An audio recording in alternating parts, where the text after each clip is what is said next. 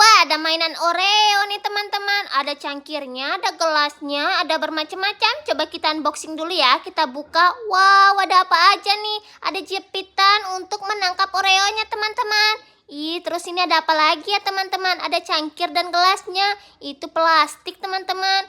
Kita hancur-hancurin dulu ya Oreonya teman-teman. Dimasukin ke dalam wadahnya yang sudah ada. Wow, itu untuk naruh susu ternyata.